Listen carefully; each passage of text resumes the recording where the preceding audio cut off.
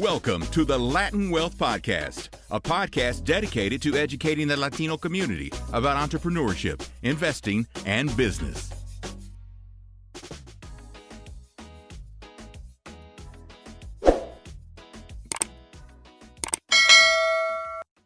Yo, what's going on, Latin Wealth family? Welcome to another episode to the Latin Wealth Podcast. Super excited for today's episode.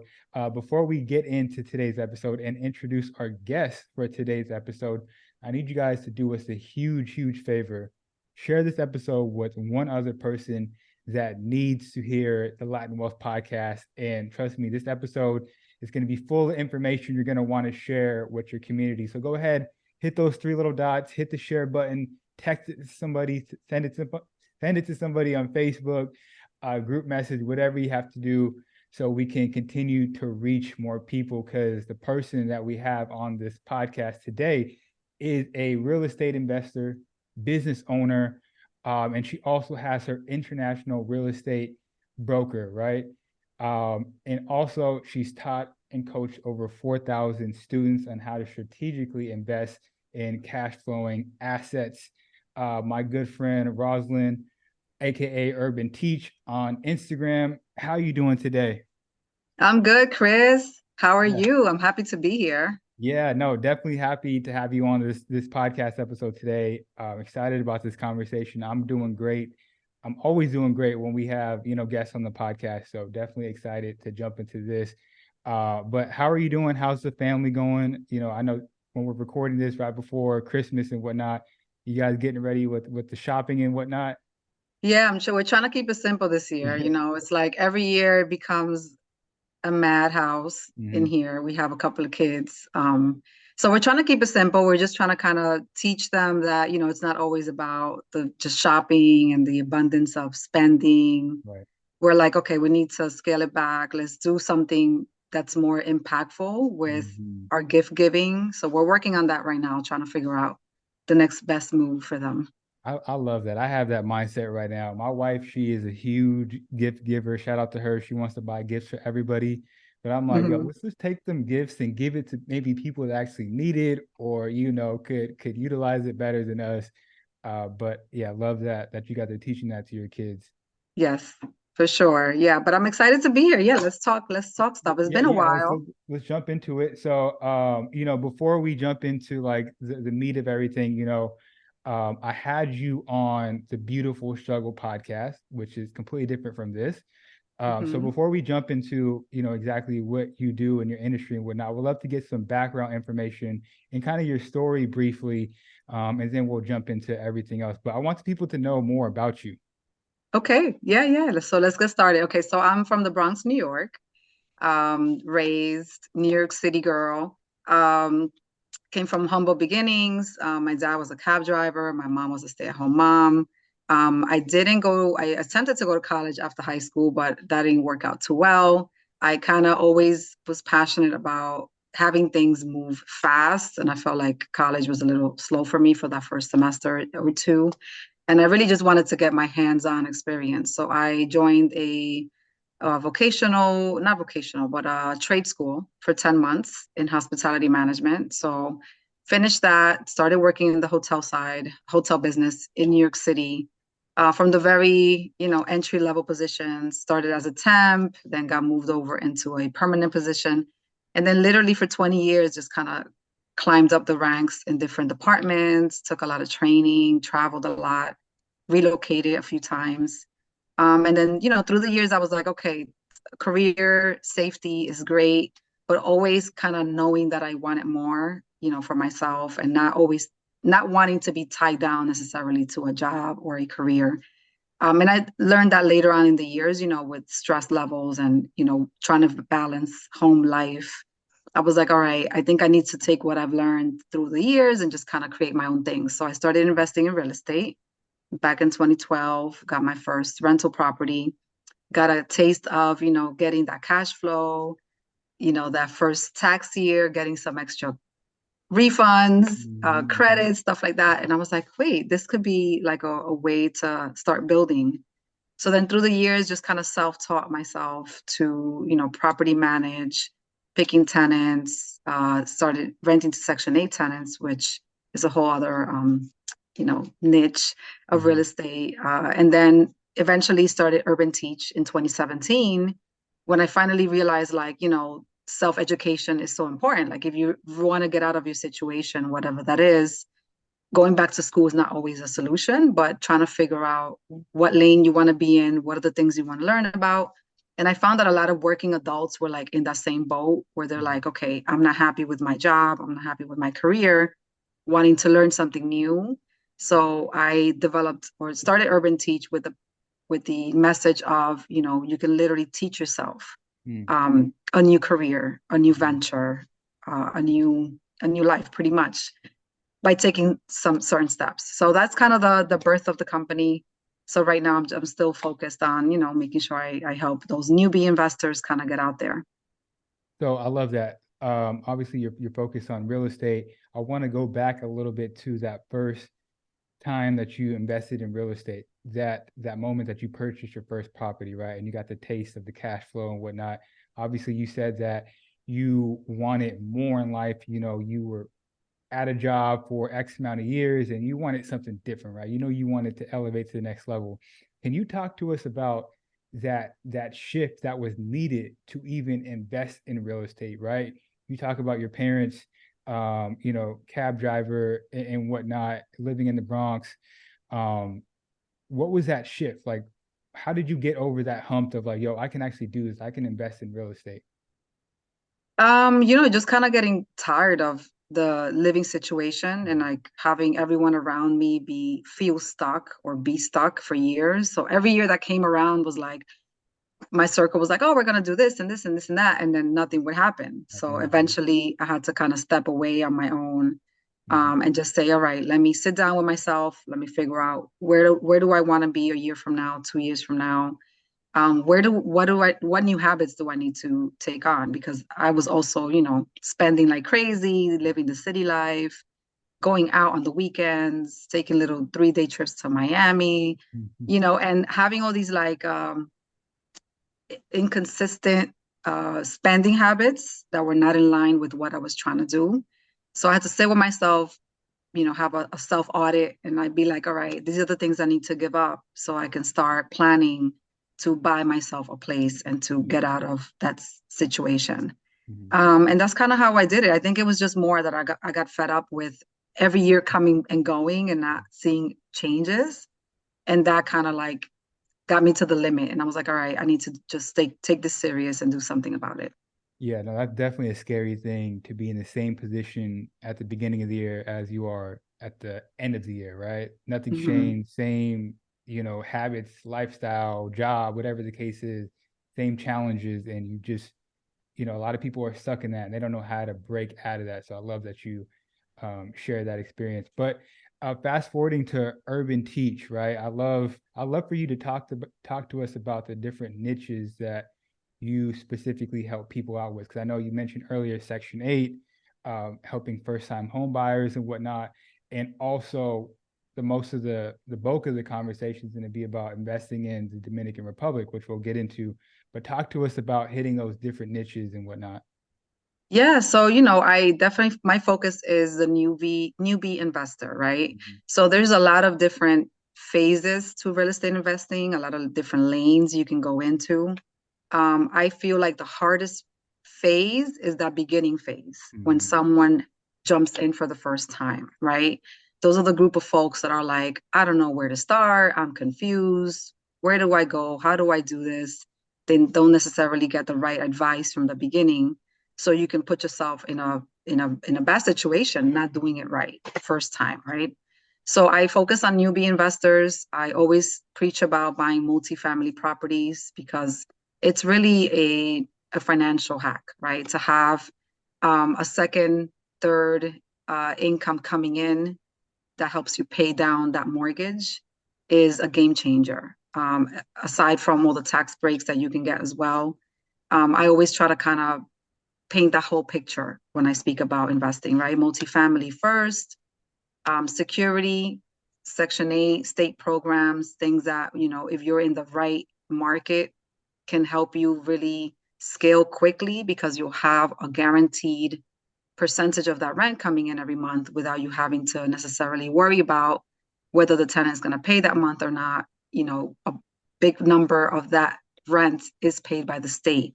So I also teach about Section 8 rentals, how does the program work, how you can use it to maximize your potential pretty much. Mm-hmm. And then thirdly, now I'm getting into international investing. So that'll be the next big thing for me. Yeah, absolutely. So talk to us about what interests you about investing in the Dominican Republic, besides the fact that you're Dominican. Yes. What excites you about that country? Yeah, so I was born in New York. My parents are Dominican, but I am Dominican. Like I've been going there since I was born, every summer, like clockwork, sometimes twice, 3 times a year. So the DR has been going through a really big growth spurt in the last 3 to 5 years in terms of developments, in terms of, representation worldwide of what the DR offers. Not to cut you out, I was just reading an article saying that a real estate investor is investing in 3 new hotels out there that are going to be ran by the Hyatt. That just came out recently. So yes, they are definitely developing a lot. Yes. And, the thing is, for me, like coming from a Dominican family, I've always been used to hearing all the negative, right? Like, DR, the process is really slow, or you could get scammed. Builders are not doing it right. They don't deliver as they promise. And there's always been like this dark cloud around investing there for us Dominicans, right? But then I find myself traveling there every summer and renting out Airbnbs, renting out condos on the beach, renting out villas for the family. And when I start digging down to who owns this place, right? I find that it's people from other countries that are owning pieces of real estate in these tourist destinations all over the country. I know the same thing is happening in PR. So I had to take it upon myself. Like a couple of years ago, I'm like, okay, something's not right, because obviously other folks are seeing the value in owning property there, but we are too afraid to make a move, right? We're too afraid to invest there. We're too afraid to learn the market, to figure out if the numbers work. So that's kind of how the idea started. So this was pre-pandemic, back in 2019.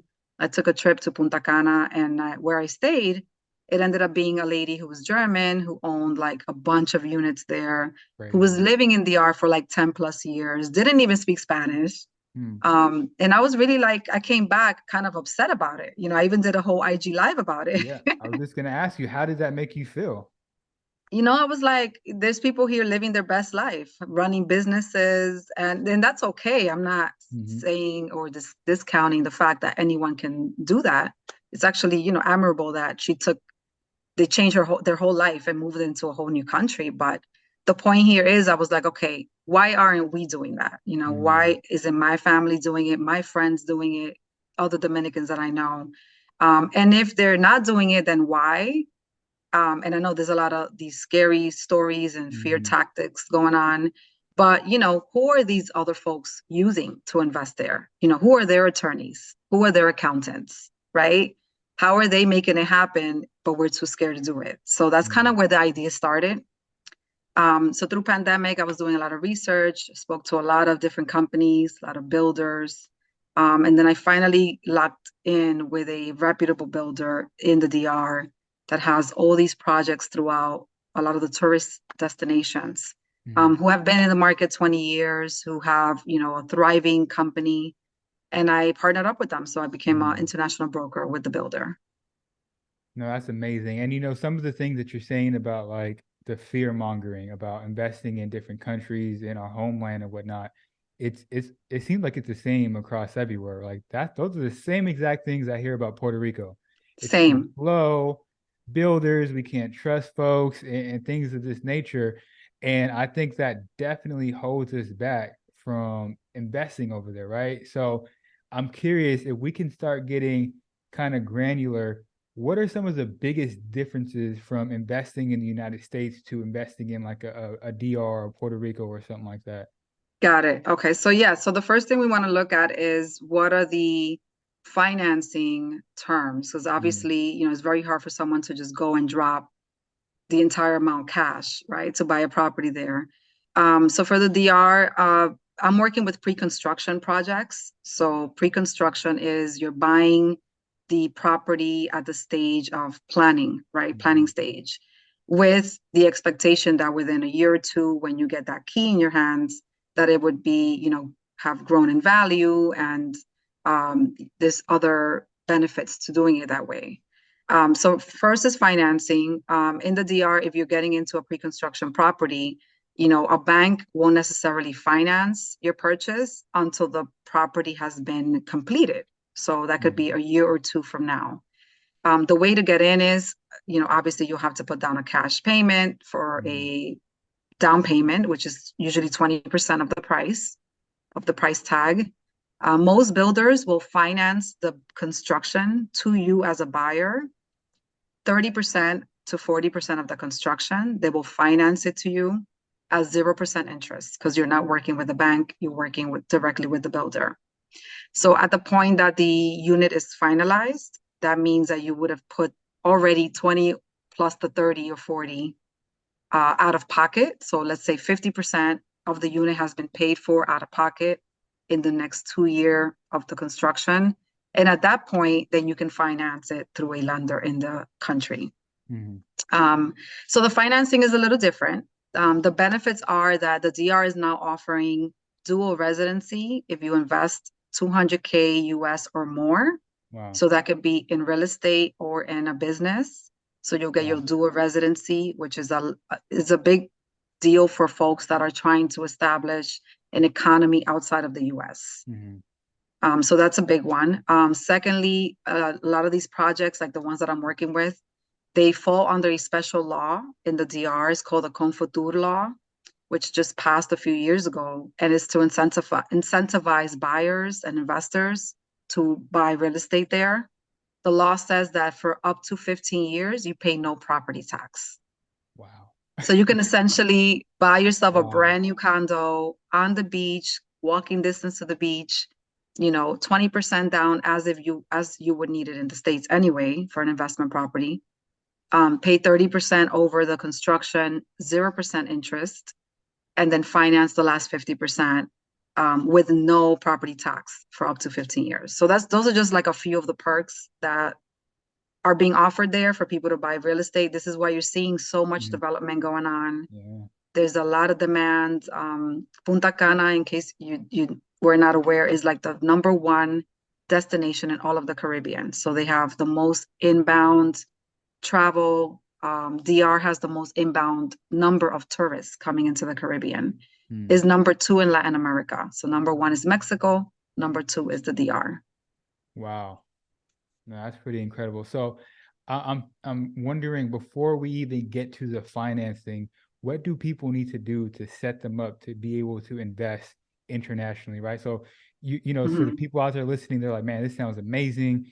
Sounds very doable, but like, where do I even start? Like, who do I call? What do I look up on the internet? What cities and whatnot? What do I got to do before I even take that step? Yeah, so, it depends what country you want to invest in. I would always suggest that if you're buying, to put it into some sort of a rental program, which is a bulk of the investors are trying to do it that way. They want to buy something, have it rented to tourists, and then they can use it to go stay. That's usually the #1 reason for buying abroad. I would say make sure you understand what the tourism numbers are looking like for those cities. So let's say you want to buy in Cancun, or you want to buy in Costa Rica, by the water, or DR, or even Puerto Rico. The first step is understanding, what does that tourist number look like? Is it growing year over year? Is there demand for stays in that area? Because the last thing you want to do is pick a spot based on emotion, like, oh, I went there, I love it, I want to move there when I retire, and then buy. And nobody goes there. Yeah, and then you're buying a whole apartment, and you're like, now I'm 10% occupied for the whole month, and now I'm paying money out of pocket. So #1 is definitely understand the tourist numbers. I do that with all of my buyers. I have a whole presentation on, what is tourism looking like, what the expectation is for the next year, the year after. And those are stats that can really they are available to most brokers and to most real estate agents. I just always want to encourage people to ask those questions, because sometimes if you don't ask, they won't share the information with you, right? Yeah. Some of these offices and realtors are just really focused on making the sale and not necessarily educating you on the process. So, coming from Urban Teach educational platform, I wanted to kind of use that same outline of my business plan to also educate folks on investing, in the DR. Absolutely. So talk to us about you as a broker. So the buyer comes to you and you have a partnership with the builder. What does that process look like for your position? Yes.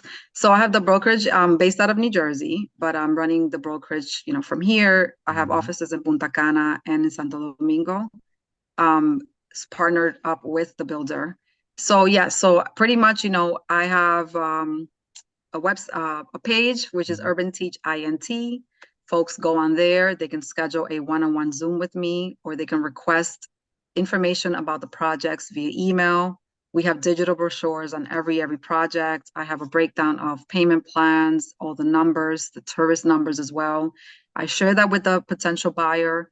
Once we get to speak one-on-one, then I can pretty much get a sense for their budget, where are they looking to invest, and also the purpose of their investment. So their buyers are looking to buy to put it into the hotel program or the stay program. Other buyers are like, you know what, I'm retiring there in 3 years. I'm first generation Dominican American, or my parents are retiring in a year or two. So they're also buying to go live there. So it really depends on what the buyer is looking for. But from my standpoint, my goal is to just kind of put the buyer into the right products that is in line with what they're trying to do. For sure. I love that. And so from your perspective, Latinos that are looking to invest or that possibly need to invest and whatnot, and you in this position, do you see our people utilizing these resources more often? Like, because I was just having a conversation with somebody yesterday, and it's like the information is out there for our people to buy back or buy back into our community, buy back into where we came from and whatnot. But it seems like there's that bump that people are not overcoming. Do you see people overcoming that bump? If not, what do we need to do to get people over that hump? So I do see a lot more interest in investing there by us Latinos, not just Dominicans, by the way. We have a small population of Puerto Ricans living in the DR, Venezuelans that have moved to the DR, a couple of Mexican, small number of Mexicans as well. So, there's a lot of other Latin America demand coming from other Latin American countries into the DR. I think having these conversations and, sharing the information on how the process works is helping folks kind of feel better about it, as opposed to just hearing the story from their neighbor or cousin or the vecina. They can actually now get the information from someone that's hands-on, that's on the market. A lot of my buyers the last couple of buyers have been from like the Midwest or Florida, where they don't necessarily have they don't have access to a lot of the stuff going on in DR. But now with, the information on Instagram, YouTube, Facebook, there's a lot more that you can research on your own. So I would always say, just research the place that you want to invest in. Treat it as if it was an investment in the US, right? So what are the things you're going to look for here? It's got to be the same things that you're going to look for wherever you buy real estate, with a little extra step, because you got to understand kind of the rules and the laws and have those connections to help you get through the process. Yeah, that's huge. The connections, the relationship is huge, right? Building the right ones and building quality relationships in these different countries. I can only imagine it is a huge component of it. Yeah, totally. So I'm taking trips there every 2 months or so to meet with my team, and also to record content, to meet with mortgage lenders. Like I'm going there hopefully in January to meet with a couple of different legal firms that do closings. So I want to be able to provide, for the buyers a whole packet of information. Like, okay, for your closing process, here are 3 different law firms. Research them, pick one. Here is where you'll get your utilities turned on. Here is where you'll get your accountant. There's a couple of accountant offices. How do you get home insurance? How do you get health insurance for the people that are looking to retire there? So I'm trying to create a whole full service atmosphere so that it's not just selling the property. It's more like, okay, these are the things that go on in the DR, and these are the things that, you want to look at. Because again, I'm in the business of service. So I don't want to just sell your property and let you just figure it out on your own when I'm clearly have the access to this information with all my traveling there and all of my contacts. Yeah, 100%. No, that's super important. And I want to transition a little bit into renting versus owning, right? It seems like the generation, some millennials and the next generation, it seems like they are really focused on being flexible, having that freedom and being able to just like live somewhere for 1 year and then go somewhere else and whatnot, right? I'm sure you've seen that. Yes. And also, I think to add on to that, but with the recent job layoffs in tech, especially, right? I was just reading, I think yesterday there was an article that was put out that Spotify is to lay off 17% of its workforce. Oof. Which is insane. I think it equates to over 1,000 jobs. Pretty crazy. But, with cuts, with recession, and people having this mindset of like, yo, I just want to rent. What are your thoughts about that? And how do we get people from having that renter's mindset to maybe not even, I think, not even ownership, but maybe like an investor's mindset, right? Right. Yeah. So, I always tell people, sit down with yourself and add up your numbers. That's what I did before I decided to buy my first property. I was renting apartments in New York since I was 19. And my first property, I was 32 when I got it. So it was more than a decade of me paying rent. So I sat down and wrote down how much money have I spent on rent? And it was over 150K of my hard-earned money, right? From working a job that I hated to begin with and had nothing to show for it because every month it was like rent paid, right? So I tell people, sit down with yourself, be sure that you understand what that number looks like for the next 10 years. If that's what you want to do is rent, how much money are you literally just throwing away, right? Now, you don't always necessarily have to choose between owning or renting. I have investors that own rental properties and use their rental income to pay for their rent, right? And those rental properties are managed by a property management company. So it's not the owner running around taking the garbage out, doing landscaping and messing with the toilets. So there's just a lot of different ways that you can be an investor, especially for millennials. You're for the high income earners, for the young tech people. This is the time, you got to get in. And even if once you own it, you can, as long as you know what your options are, you don't necessarily have to be hands-on, but just know that someone else is paying down that mortgage for you. So in 10 years, you're going to be sitting on a little chunk of change that you can use as opposed to paying it in rent. And a landlord is never going to give you a refund, right? A landlord is never going to give you tax breaks. So that's kind of the first place I would start to try and make that shift. And you said something that stood out to me. You said the time is now, right? So I'm curious, with talking about the economy as a whole and us being in a recession, are you still confident, like, the right time is always to buy, right now is the right time to always buy real estate? Do you feel like it's a timing thing? And if so, what are your thoughts about that? Yeah, so clearly we're in a really shaky economy. But I also see that Black Friday, the sales were up from last year, So I'm like, okay, which one is it? People are still spending money. I go to the mall on the weekends, the Nike line is down the block, right? True. Very true. The cashiers are all full. So, okay, we're in a recession, but people are out here spending money. Starbucks is always full, right? So I'm like, okay, what's really happening? I think a lot of folks too are not prioritizing where they put their money.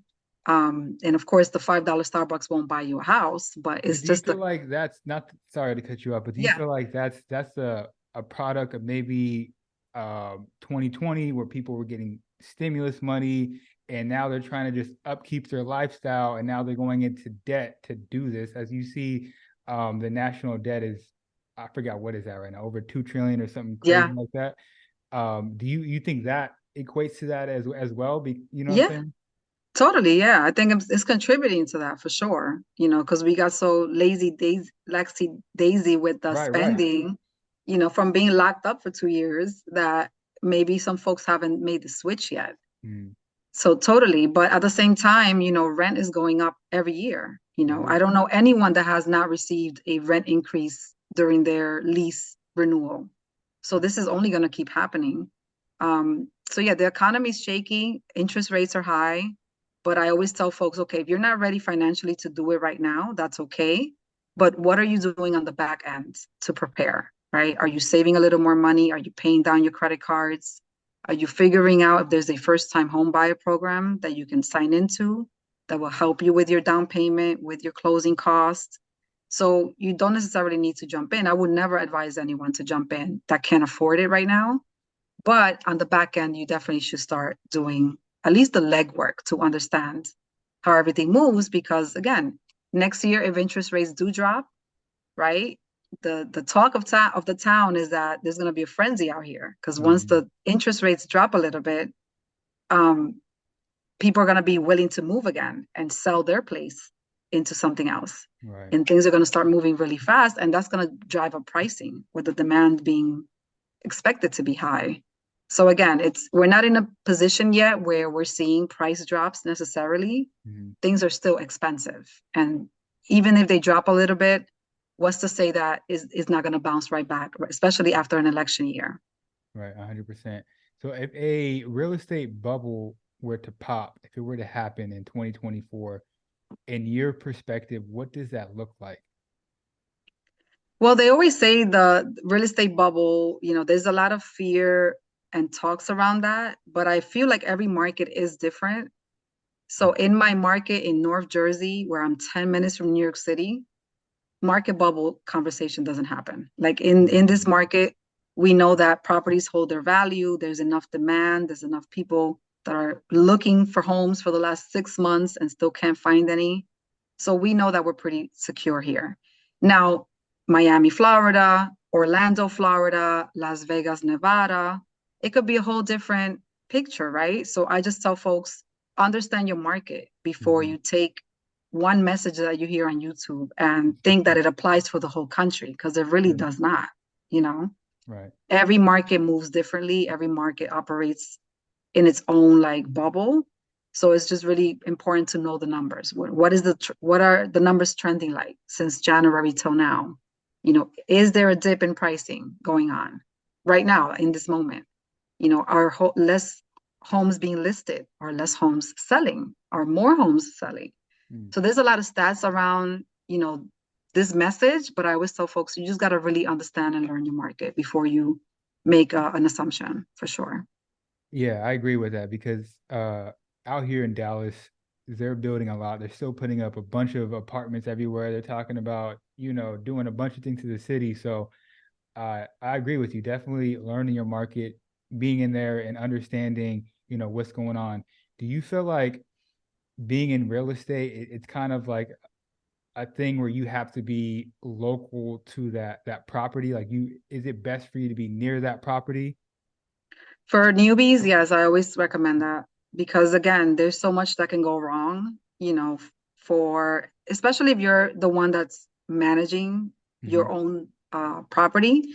I have cases, including myself, where I own property in another state, but there's a property management company in place. So Hmm. you Hmm. necessarily don't have to, I don't have to get there. I don't have to be there. They're getting paid to do the work.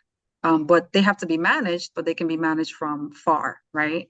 So for new investors, if you're getting into a property where you're self-managing, you should definitely be within driving distance Hmm. that you can get to and from. Because a lot of things can go wrong, right? You can have a contractor that says it's going to show up, doesn't show up. Hmm. Plumbing issues, you got to be there, right? The city shows up, You might have a permit that you didn't file. Now you're in trouble with that. You have to be there. So yeah, for beginners, I would say definitely do it where you can get to it. And for the economy in the United States, is it directly, like, how does it impact the economy in the DR, the real estate economy? So what's going on out here, does it impact what's going on out there? I know obviously tourism is big. A lot of people from the United States are going out there, but how else does it impact the DR if it does?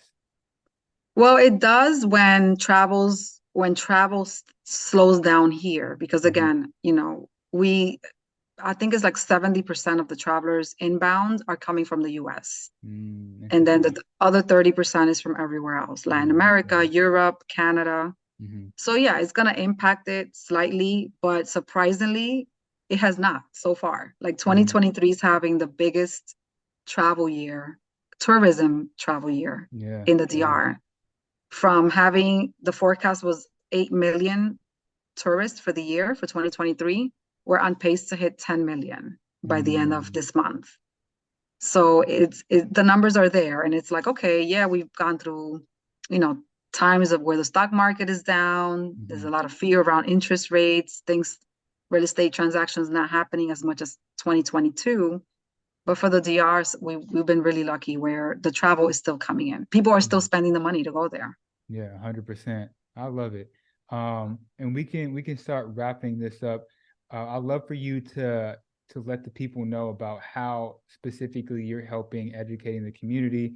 I know you just recently did an in-person meetup where people can come to the office, ask questions, and just get that education that's needed, and which I think is phenomenal because, yeah, I mean, we need more people that are trustworthy, that are like actually in these countries, are in the properties and whatnot, that are educating the people. So huge shout out to you, but let the people know like how other ways, you're educating people and different services that you may offer.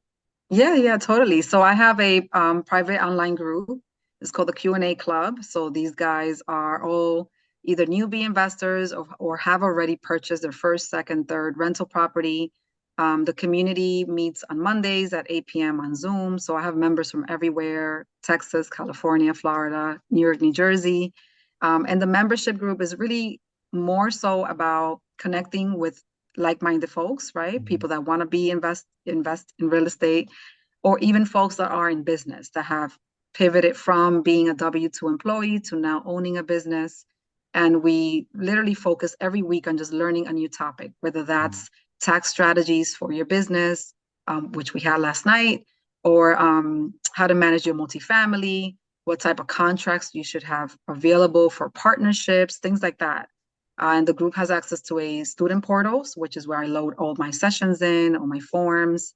And then we meet in person. So every other month, I get to, put an e-invite out.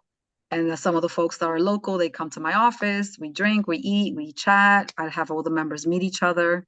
And it's created a good synergy because a lot of folks are like, okay, I want to do this, but I don't want to do it alone, right? Or it's too hard to do it alone. But if they meet someone else that has the same interest, for sure, then they kick it off and they're like, okay, how do we do this? How can we do this together?